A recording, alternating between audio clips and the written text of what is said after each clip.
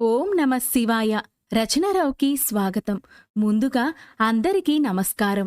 ఈ వీడియో చూసే ముందు ఒక్క లైక్ చేసి ఓం నమ శివాయ అని కామెంట్ చేయండి. మీరిచ్చే ఈ చిన్న లైక్ నా ఛానల్ గ్రోత్కి ఎంతో సహాయపడుతుంది.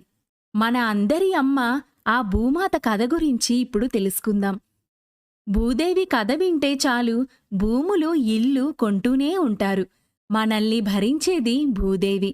పంచభూతాత్మకమైనది భూదేవి. ఆమె రుణాన్ని ఎన్ని జన్మలు ఎత్తినా తీర్చుకోలేము. కాని జీవితంలో ఒక్కసారైనా భూదేవి కథను వింటే చాలు ఆ భూదేవి అనుగ్రహం ఎన్ని జన్మలైనా ఉంటుందని పండితులు చెబుతున్నారు. భూదేవి కథను భక్తి శ్రద్ధలతో వినాలి. భూదేవి కథను వినకపోతే మనం మరణించిన తరువాత స్వర్గానికి వెళ్ళినా నరకానికి వెళ్ళినా అక్కడ నిలబడడానికి కాస్త చోటు కూడా ఉండదట. అందుకోసమైనా భూదేవి కథను ఒక్కసారైనా సరే వినాలని పండితులు చెబుతున్నారు. మరి ఆ కథ ఏమిటో ఇప్పుడు మనం తెలుసుకుందాం.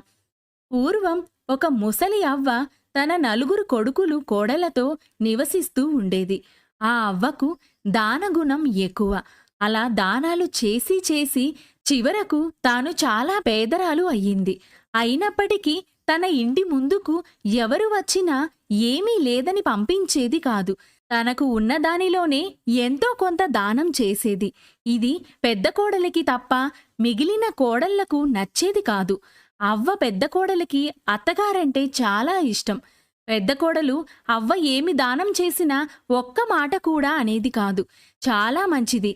ఇక అవ్వ విషయానికొస్తే అవ్వ కూడా చాలా మంచిది. అందరి కోడళ్లను సమానంగా చూసేది. అయితే అవ్వ చేసే దాన ధర్మాల గురించి పుణ్యకార్యాల గురించి నారదుడు ధర్మరాజుకు చెప్పాడు. నారదుడు ధర్మరాజుతో ఇలా అంటాడు: భూలోకంలో ఒక అవ్వ నీకు మించిన దాన ధర్మాలు చేస్తుంది. దాని కారణం ఆమెకు పదవిని ఇవ్వవలసిన పరిస్థితి రాబోతుంది అని పుల్లవేశాడు నారదుడు. ఆ మాటలు విన్న ధర్మరాజు, ఏంటి, నాకన్నా అవ్వ ఎక్కువ దానాలు చేసిందా? ఎవరు ఆమె?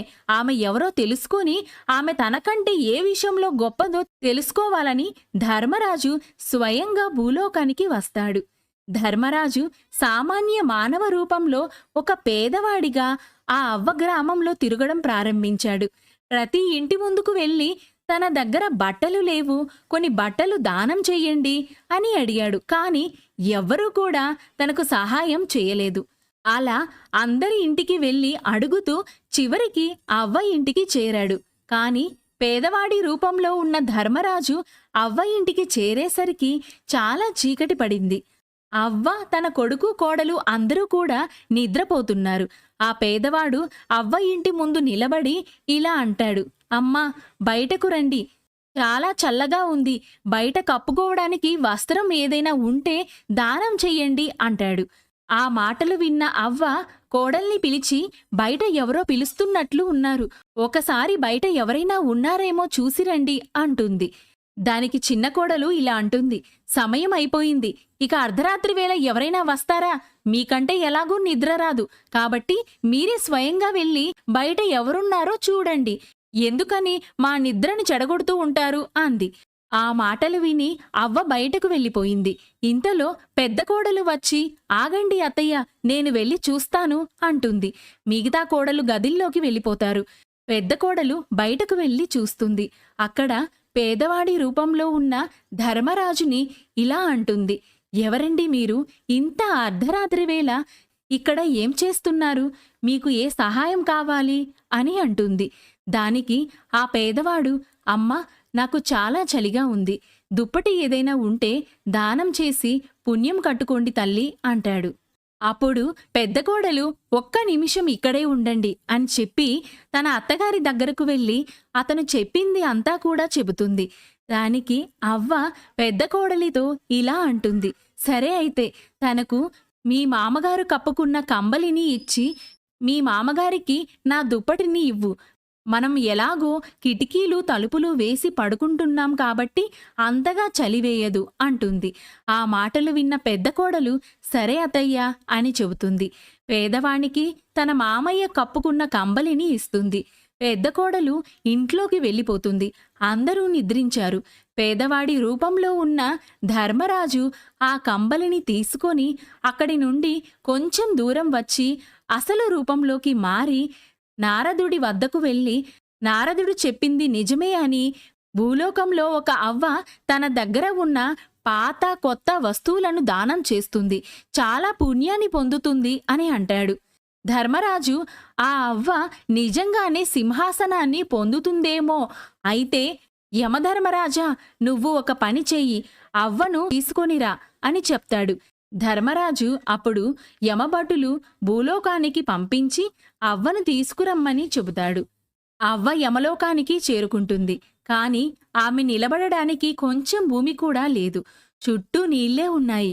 అది చూసిన అవ్వ, నేను భూలోకంలో చాలా దాన ధర్మాలు పుణ్యకార్యాలు చేశాను, అయినా నేను నరకానికి వచ్చాను. అయినా నాకు బాధగా లేదు. కాని యమధర్మరాజా, ఏమిటి ఇక్కడ నాకు నిలబడడానికి కొంచెం కూడా చోటు లేదు అంటుంది.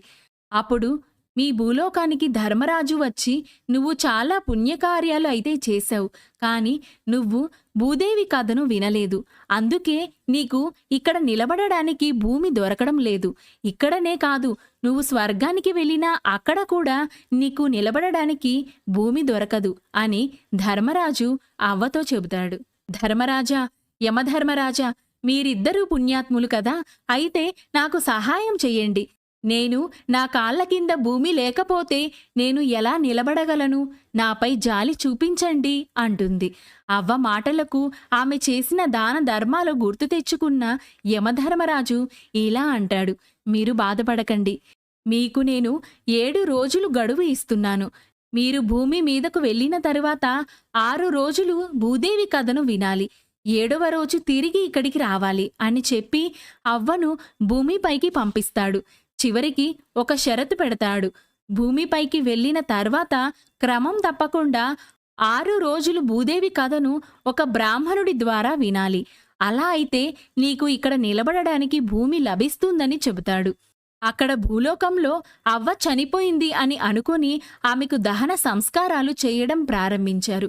ఈలోపే అవ్వ లేచి తన కొడుకులతో, నన్ను ఎక్కడికి తీసుకువెళ్లాలనుకుంటున్నారు? నేను ఇంకా చనిపోలేదు అంటుంది. ఆ మాటలు విని 4 కొడుకులు కోడళ్ళు ఆశ్చర్యపోతారు. ఆ తర్వాత అవ్వకు క్షమాపణ చెప్పి ఇంటికి తీసుకుని వెళ్తారు. చనిపోయిన అత్త తిరిగి రావడం చూసిన 4 కోడళ్లకు మతిపోతుంది. పెద్ద కోడలు చాలా సంతోషించింది. మిగిలిన 3 కోడళ్ళు ఇలా అనుకుంటున్నారు, ఈవిడ అంత త్వరగా ఎందుకు చేస్తుంది? మనల్ని చంపుతుంది కాని అని అనుకుంటారు. ఊరిలోని వారంతా కూడా ఆశ్చర్యపోతారు. వీరి కుటుంబాన్ని చూసి హేళన చేస్తారు. ఆ తర్వాత అవ్వ తన 4 కొడుకులను కోడళ్లను పిలిచి, నేను ఇంకా 7 రోజులు మాత్రమే ఈ భూమి మీద ఉంటాను. నిజానికి రాత్రే నేను చనిపోయాను అని చెప్పి యమలోకంలో జరిగినదంతా కూడా చెప్పి తన భూమి మీదకు రావడానికి గల కారణం కూడా చెప్పింది. అవ్వ మాటలు విన్న కొడుకు కోడళ్ళు ఈవిడికి పిచ్చి పట్టిందా అనుకుంటారు. ఒక పెద్ద కోడలు మాత్రమే ఆమె మాటలను నమ్ముతుంది. ఏమిటి, ఏదో పీడకల వచ్చి ఉంటుంది, దానికి ఇంత పెద్ద పంచాయితీ పెట్టాలా అంటారు. కొడుకులు కూడా ఆమె మాటలు వినలేదు. అప్పుడు అవ్వ, దయచేసి నా మాటలు నమ్మండి. ఇంకో 7 రోజుల్లో నేను మళ్ళీ చనిపోతాను. నేను 6 రోజులు క్రమం తప్పకుండా భూదేవి కథను వినాలి. నాకు సహాయం చెయ్యండి అని ప్రాధేయపడుతుంది. దానికి పెద్ద కోడలు ఇలా అంటుంది, అత్తగారు, చెప్పేది నిజమైనా అబద్ధమైనా ఏమవుతుంది? భూదేవి కథ వింటే పుణ్యమే కదా అంటుంది.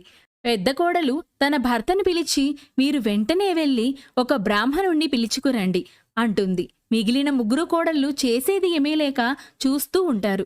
చిన్న కోడలికి మాత్రం తన అత్తపై, తోటి కోడళ్లపై కోపం రోజు రోజుకు పెరిగిపోతూ ఉంటుంది.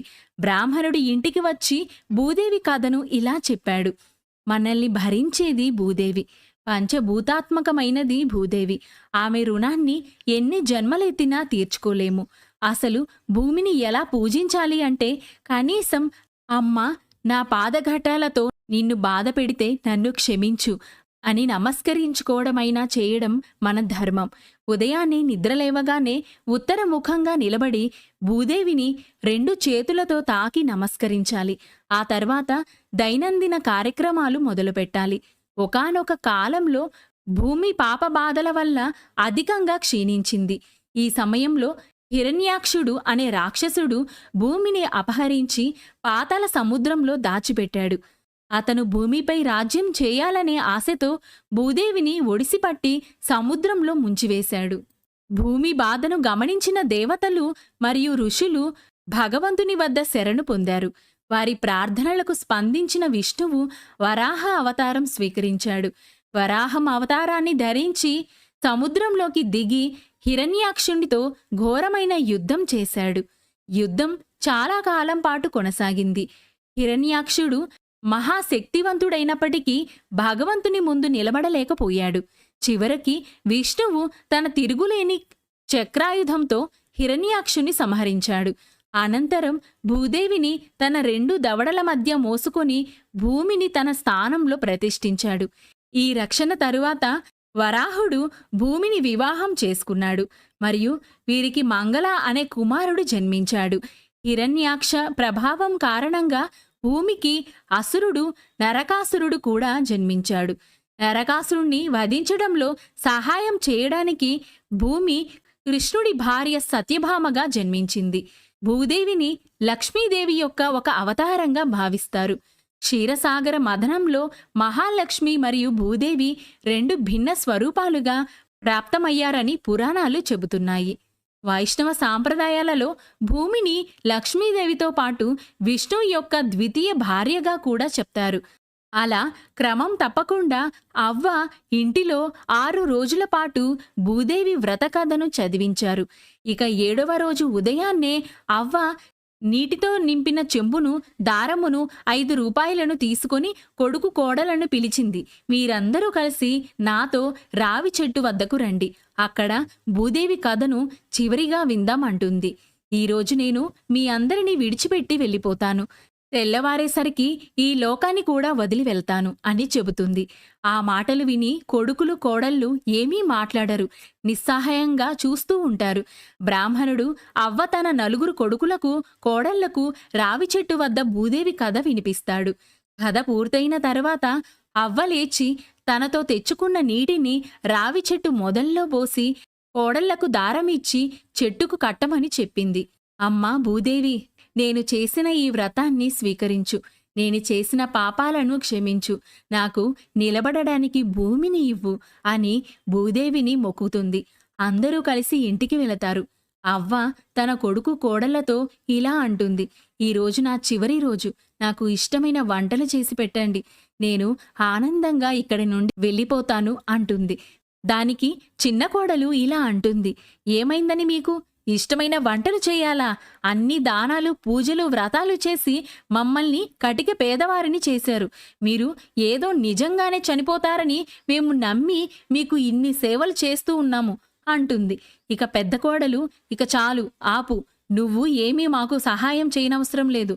అత్తయ్య, మీకు నేను చేసి పెడతాను.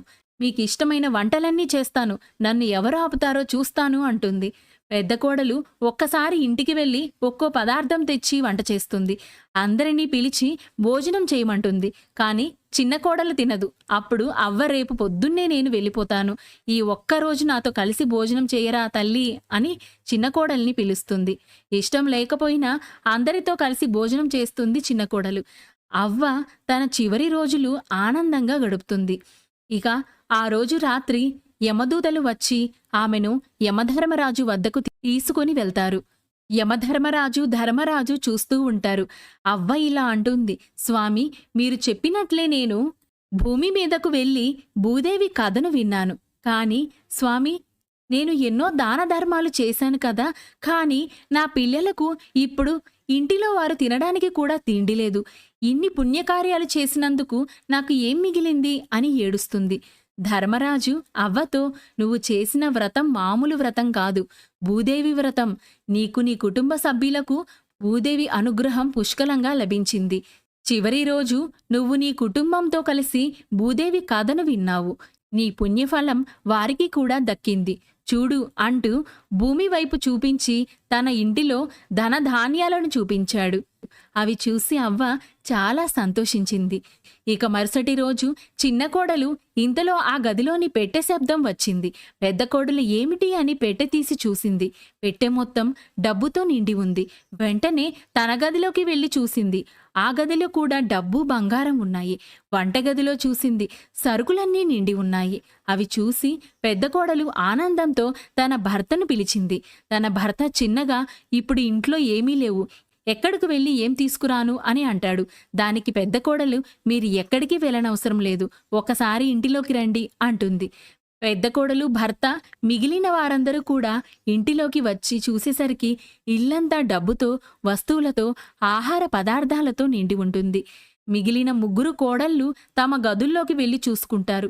2వ కోడలికి, 3వ కోడలికి కొంచెం డబ్బు మాత్రమే లభించింది. కానీ చిన్న కోడలికి అసలు ఏమీ లభించలేదు. దానికి పెద్ద కోడలు, మనమంతా ఒక్కటే, చూడు చిన్న తోటి కోడల్లా నువ్వు బాధపడకు, నా దగ్గర ఉన్న కొంచెం డబ్బును నీకు ఇస్తాను అని అంటుంది. పెద్ద కోడలు మనసు అర్థం చేసుకున్న మిగిలిన 3 కోడళ్ళు ఆమెకు క్షమాపణ చెప్పారు. వారికి సిరి సంపదలను ప్రసాదించినందుకు భూదేవి తల్లికి కృతజ్ఞతలు చెప్పుకున్నారు. వారందరూ కూడా వారి తల్లిలాగానే ఎన్నో దాన ధర్మాలు, పుణ్యకార్యాలు చేయాలని అనుకున్నారు. ఇదంతా చూసిన అవ్వ చాలా సంతోషించింది. చిన్న కోడలిలో వచ్చిన మార్పును చూసి ఆనందించింది. ఇంతలో అక్కడికి పుష్పక విమానం వచ్చి అవ్వ యమధర్మరాజు, ధర్మరాజు వంక చూసింది. నువ్వు చేసిన పుణ్యకార్యాలకు స్వర్గలోకానికి వెళ్లే అర్హత పొందావు. ఆనందంగా స్వర్గలోకానికి వెళ్ళు అని అవ్వను స్వర్గలోకానికి పంపించాడు. అవ్వ కుటుంబానికి భూదేవి కథ విలువ తెలిసింది. కాబట్టి మీరు ఎన్ని దాన ధర్మాలు, పుణ్యకార్యాలు చేసినా ఖచ్చితంగా భూదేవి కథను వినాలి. ఈ కథ భక్తి శ్రద్ధలతో విన్నవారికి భూదేవి అనుగ్రహం కలుగుతుంది. ఇల్లు, భూములు కొంటూనే ఉంటారు. ఓం నమః శివాయ. అందరూ బావుండాలి, అందులో నేను ఉండాలి.